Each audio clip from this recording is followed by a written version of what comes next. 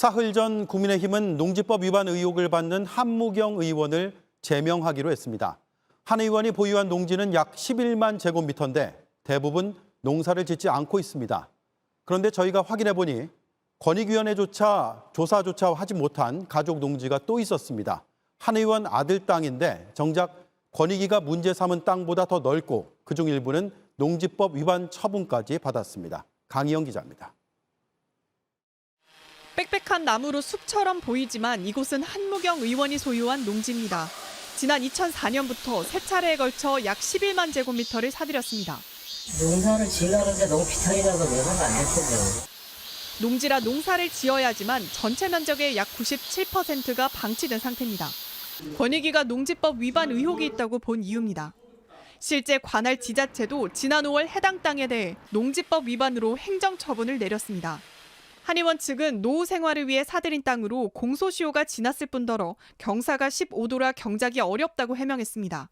권익위는 현재까지도 법 위반이 이어지고 있는 걸 감안했다는 입장입니다. 그런데 권익위가 조사조차 못한 한 의원의 가족 땅이 더 있었습니다. 한 의원의 땅 바로 옆 아들 명의의 산과 밭입니다. 약 16만 제곱미터로 파악됩니다. 한 의원이 대부분 사들인 다음 2006년 당시 고등학생이던 아들에게 증여했습니다.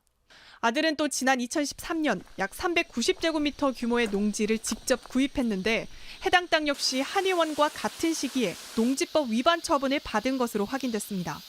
하지만 아들 땅은 권익위 조사 대상에서 빠졌습니다. 한 의원이 아들 개인정보 제공에 동의하지 않았기 때문입니다. 농지법 위반이나 편법 증여 여부 등을 살펴볼 수 없었던 겁니다. 한 의원 측은 아들은 독립생계라 정보고지 의무가 없고 땅 가격이 싸 절세 의도도 없었다며 행정처분을 받아들여 지금은 농사를 짓고 있다고 해명했습니다. 소명을 위해서라도 아들 부동산, 최소한 부동산 관련된 정보는 공개를 하는 게 맞다 생각이 되고요. 권익위 전수조사가 무늬만 전수조사란 지적이 나오는 이유입니다. JTBC 강연입니다.